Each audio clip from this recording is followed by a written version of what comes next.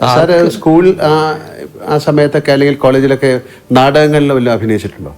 നാടകത്തിൽ അഭിനയിച്ചിട്ടില്ല, പക്ഷെ ഞാൻ കഥാപ്രസംഗം നടത്തിയിട്ടുണ്ട്. ആണോ? UP സ്കൂളിൽ പഠിക്കുമ്പോൾ എന്നോടൊരു മാഷ് പറഞ്ഞു കഥാപ്രസംഗം നടത്തണം. അങ്ങനെ ഞാനൊരു കഥാപ്രസംഗം നടത്തിയിട്ടുണ്ട്. അതിൽ പാട്ടുകളൊക്കെ പാടണ്ടേ? പാടണം, പാട്ടൊക്കെ പാടും. പിന്നെ നമുക്കൊരു പാട്ട് പാടണേ. പിന്നെ അത് ഇരിക്കട്ടെ. അതെ അതെ. ജാലവിദ്യ, മാജിക്.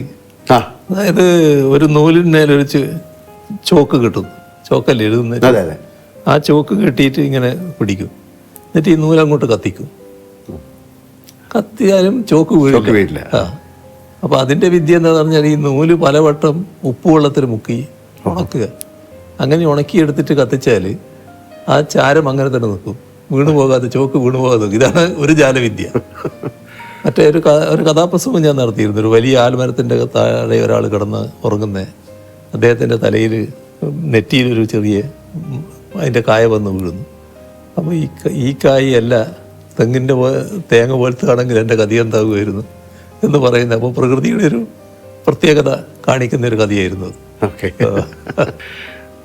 അപ്പം നമുക്ക് പാട്ട് ഇപ്പം വേണ്ടല്ലേ, കുറച്ച് കഴിഞ്ഞിട്ടാകാം അല്ലേ?